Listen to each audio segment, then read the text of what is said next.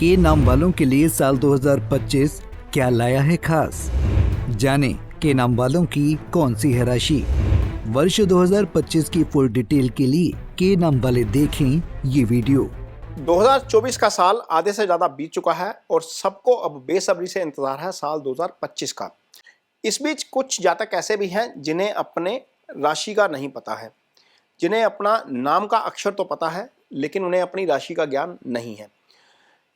आज इस वीडियो में आपको बताएंगे कि यदि आपका नाम क से शुरू होता है यानी कि के से शुरू होता है अंग्रेजी के शब्द, तो आपकी राशि मिथुन बनती है, क्योंकि आपका जन्म या तो मृगशिरा नक्षत्र के तीसरे या चौथे चरण में हुआ है या आर्द्रा नक्षत्र के पहले चरण में हुआ है।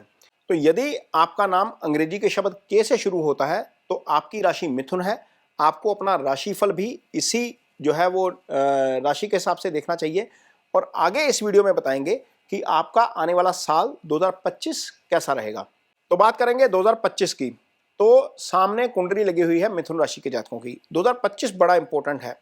कारण यह है कि 2025 में 4 ग्रह, बड़े ग्रह जो हैं वो है राहु केतु और गुरु शनि। ये चारों ग्रह राशि परिवर्तन करेंगे। सामान्य तौर पर हर साल ऐसा नहीं होता, क्योंकि शनि 2.5 साल बाद राशि परिवर्तन करते हैं, गुरु का गोचर हर साल होता है और राहु केतु 1.5 साल बाद राशि परिवर्तन करते हैं। लेकिन 2025 में इन चारों ग्रहों का राशि परिवर्तन होगा। और चारों ग्रहों का राशि परिवर्तन होगा तो उसका असर कैसा रहेगा, उसका प्रभाव आपके ऊपर क्या आएगा, मिथुन राशि के जातकों के लिए उसका क्या फायदा नुकसान होगा, ये सारी चीज़ों की चर्चा करेंगे और आपको बताएंगे कि कौन सी डेट्स है जहाँ पर आपको थोड़ा सा सावधान भी रहना पड़ेगा। ये ध्यान से देखिएगा वीडियो, यह बहुत काम का है आपके वीडियो। और यदि आप पेज पर पहली बार आए हैं तो पेज को सब्सक्राइब जरूर करिए और इसे शेयर जरूर करिएगा। तो यहाँ पर कुंडली आपके सामने है। आप देख सकते हैं कि 1 जनवरी के दिन आपकी कुंडली में गुरु का गोचर हो रहा है 12वें भाव में। गुरु का गोचर 12वें भाव में अच्छा नहीं होता। गुरु कुंडली में दूसरे भाव के कारक होते हैं, पंचम के कारक होते हैं, 9th के कारक होते हैं, 11th के कारक होते हैं। ये बहुत सारे जो अच्छे भाव हैं कुंडली में, त्रिकोण के भाव हैं दोनों, उनके कारक होते हैं और आय स्थान के और धन स्थान के भी कारक होते हैं। और गुरु की 3 दृष्टियां होती हैं, गुरु जहां पर बैठते हैं उसका भी असर होता है। लगभग 8-9 घरों के ऊपर गुरु का प्रभाव रहता है। तो ये गुरु जब आपकी कुंडली में 12वें भाव में चले जाते हैं तो ये अच्छा फल नहीं करते। लेकिन आपके लिए गुरु का गोचर न्यूट्रल होने जा रहा है। मैं ये नहीं कहूँगा कि अच्छा होने जा रहा है, न्यूट्रल होगा आपके लिए। गुरु जो है वो आपकी कुंडली में चंद्रमा के ऊपर से गोचर करना शुरू करेंगे और ये होगा 15 मई को। इससे पहले शनि आपकी कुंडली में गोचर करना शुरू कर देंगे 10वें भाव में। 10वें भाव में शनि का गोचर होगा। शनि इस समय आपकी कुंडली में 9th हाउस में गोचर कर रहे हैं। आप देख सकते हैं ये कुंडली जो है वो आपके सामने लगी हुई है। शनि का गोचर 9th हाउस में है। राहु और केतु जो है वो आपकी कुंडली में इस समय केंद्र में गोचर कर रहे हैं। 6 राशि में आपकी कुंडली में आप देख सकते हैं कि 10वें भाव में इस समय राहु का गोचर हो रहा है और चौथे भाव में इस समय केतु का गोचर हो रहा है। यानी कि 1 जनवरी के दिन ये ग्रहों की स्थिति है।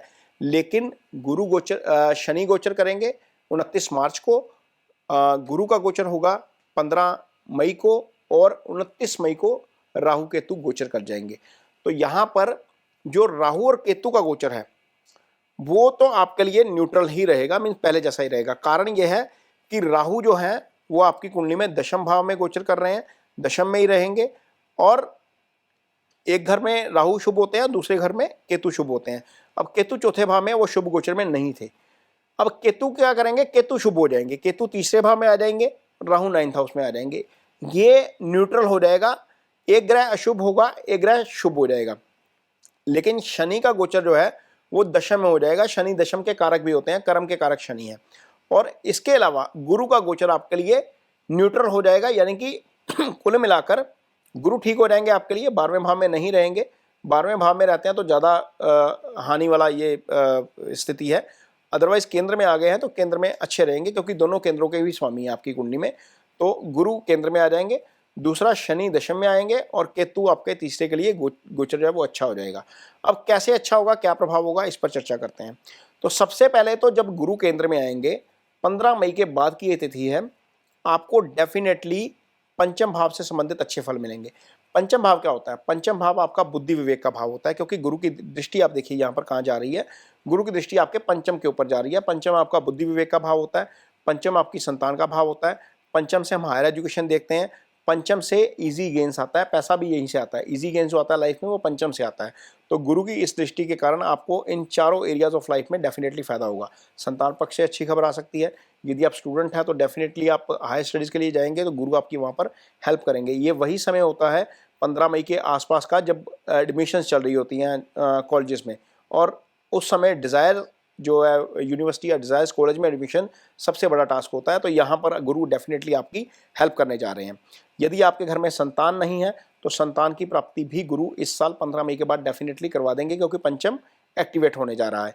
यहाँ पर गुरु जब बैठेंगे चंद्रमा के ऊपर से जाएंगे तो सप्तम दृष्टि से आपके 7th हाउस को देखेंगे।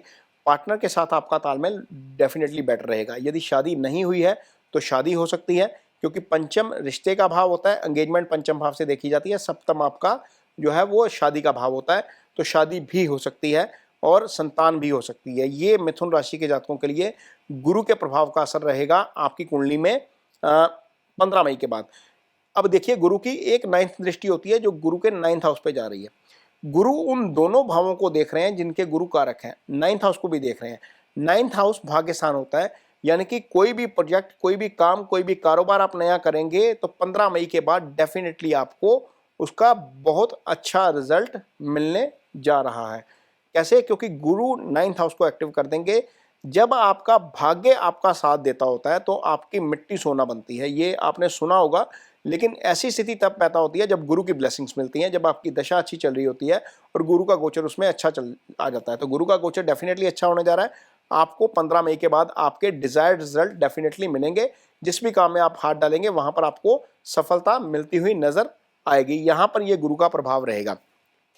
अब 2 वो डेट्स नोट करिए जहां पर आपको सावधान रहना है खास तौर पर, और ये डेट्स इस काम के लिए जहां पर आपका कारोबार जुड़ा हुआ है, जहां पर आपकी नौकरी जुड़ी हुई है, जहां पर आपका कोई भी बिजनेस जुड़ा हुआ है।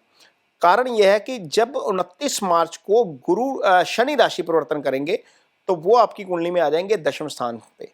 यहां पर ऑलरेडी राहु का गोचर हो रहा है, यानी कि शनि और राहु दोनों दशम में आ जाएंगे। ये स्थिति अच्छी नहीं है। यहां पर 29 मई तक रहेंगे राहु। ये युति जो रहेगी 29 मार्च से 29 मई तक रहेगी। ये राउंड आपको नजर आ रहा है यहाँ पर, देखिए चार्ट में, ये 2 महीने की स्थिति है। और जब ये कॉम्बिनेशन रहेगा, ऐसी स्थिति में कोई भी डील मत करिएगा जहां पर उधार वाला काम हो। कई बार ऐसा होता है कि आप कारोबार कर रहे हैं और पार्टी कहती है कि पैसे आ जाएंगे, आप माल भेज दीजिए। ऐसा मत करिएगा, वो पैसा फंस जाएगा आपका। कारोबारी फ्रंट पर चैलेंजेस फेस करने पड़ सकते हैं। यदि आपकी नौकरी है तो वहां पर चैलेंजेस फेस करने पड़ सकते हैं, क्योंकि शनि और राहु इस भाव को बैडली डिस्टर्ब कर रहे हैं। ये स्थिति अच्छी नहीं है। ये 2 महीने जरूर खास ध्यान रखिएगा, अदरवाइज यहाँ पर आपको नुकसान हो सकता है। कारोबार के लिहाज से सिर्फ है, अदरवाइज कोई ज़्यादा दिक्कत वाली बात नहीं है। कारोबार के लिहाज से भी और आपके मदर की हेल्थ के लिहाज से भी। इस अवधि में प्रॉपर्टी खरीदने जाएंगे तो वो प्रॉपर्टी भी आपके लिए फायदेमंद साबित नहीं होगी। यहाँ पर भी आपको अड़चनों का सामना करना पड़ सकता है, क्योंकि चौथा भाव 3 पाप ग्रहों के प्रभाव में रहेगा। केतु यहाँ पर ऑलरेडी रहेंगे, राहु शनि की दृष्टि आ जाएगी सीधी, तो ये केंद्र के भाव हैं। ये पीस ऑफ माइंड डिस्टर्ब कर सकते हैं। यहाँ पर इन चीज़ों का जरूर ध्यान रखना है। ये स्थिति आपके लिए रहेगी। अदरवाइज बहुत सारे जातक जो इस समय मिथुन राशि के हैं, लगभग जिनकी उम्र 25 से 45 के आसपास की है, वो शनि की ही महादशा से गुजर रहे हैं। शनि हालांकि आपकी कुंडली में जो है वो मित्र ग्रह होते हैं, क्योंकि शनि की जो मूल त्रिकोण राशि है कुंभ, वो आपकी कुंडली में भाग्य स्थान में आ जाती है। तो शनि दशानाथ होकर राहु केतु से पीड़ित होकर भी अच्छा नहीं करेंगे। तो ये 2 महीने इसलिए भी आपके लिए थोड़ा सा ध्यान रखने वाले होंगे। अदरवाइज यदि गुरु की हमने बात कर ली, केतु की अब बात करते हैं। केतु जो आपके लिए शुभ गोचर में रहेंगे। केतु क्या करेंगे? केतु तीसरे भाव में बैठकर भाग्यस्थान को एक्टिव करेंगे। भाग्यस्थान के एक्टिव होने का मतलब यह है कि गुरु ने भी भाग्यस्थान एक्टिव कर दिया, केतु ने भी भाग्यस्थान एक्टिव कर दिया। अब यहां पर स्थिति यह है कि 9th हाउस जो भाग्य के स्थान के साथ साथ आध्यात्म का भी जो है वो स्थान है, और गुरु और केतु दोनों ही आध्यात्म से जुड़े हुए ग्रह हैं। आप इस अवधि के दौरान, यानी कि अगले 7 महीने, मई के बाद के अगले 7 महीने, आपका ध्यान आध्यात्म की तरफ बढ़ सकता है। ये स्थिति आपके लिए रहेगी, क्योंकि 9th आपका एक्टिव हो जाएगा, दोनों ऐसे ग्रहों से जो अध्यात्म से जुड़े हुए हैं। केतु 11th हाउस को देखेंगे। केतु के 11th हाउस को देखने का मतलब है कि आपकी एलिवेशन करवा सकते हैं, तरक्की करवा सकते हैं, वृद्धि करवा सकते हैं आपके लिए, ये स्थिति रहेगी आपके लिए। और यहाँ पर आपको आय में भी वृद्धि डेफिनेटली होती हुई नजर आएगी। केतु की दृष्टि आपके सप्तम पर भी रहेगी, गुरु की दृष्टि भी वो सप्तम पर है और वो सप्तम भी एक्टिवेट है। वो शादी की बात हमने पहले ही कर दी है, तो यहाँ पर चीज़ें ठीक रहेंगी। हाँ, ऐसा हो सकता है कि कभी कभी पार्टनर के साथ मनमुटाव हो जाए, लेकिन चूंकि गुरु प्रोटेक्शन दे रहे हैं तो बहुत ज़्यादा लंबी चौड़ी दिक्कत नहीं आएगी। लेकिन केतु की दृष्टि जो है वो आपको डेफिनेटली इसका फायदा होगा। जिनकी शादी नहीं है उनके लिए तो डेफिनेटली फायदा होगा, क्योंकि वो सप्तम को दोनों ग्रह एक्टिव कर देंगे, तो ये आपके लिए अच्छी स्थिति है एक तरीके से। शनि जब दशम में रहते हैं तो शनि भी दशम दृष्टि से आपके सप्तम को देखते हैं, तो ये 3 ग्रह सप्तम के ऊपर आ जाएंगे। शनि की एक दृष्टि 12वें भाव के ऊपर भी रहेगी, जो खर्चे का भाव है।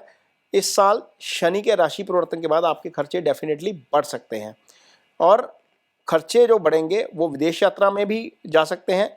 कुछ ऐसे खर्चे आ सकते हैं जिसकी आपको उम्मीद नहीं है, वो 29 मार्च के बाद होगा जब राशि परिवर्तन शनि कर जाएंगे, और ख़ास तौर पर तब होगा जब शनि वक्री अवस्था में होंगे।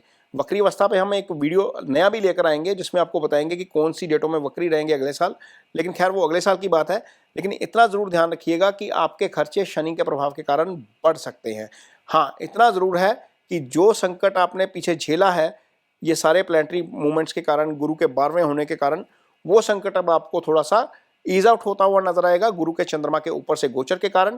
क्योंकि चंद्रमा के ऊपर से जब गुरु का गोचर होता है तो वो गज केसरी योग बना देते हैं, वो आपका थॉट प्रोसेस पॉजिटिव करते हैं, बहुत सारी चीज़ें आपके माइंडसेट ठीक होने के कारण ही ठीक हो जाती हैं। तो ये मोटे तौर पर राहु केतु शनि और गुरु का ये प्रभाव रहेगा 2025 में मिथुन राशि के जातकों के लिए।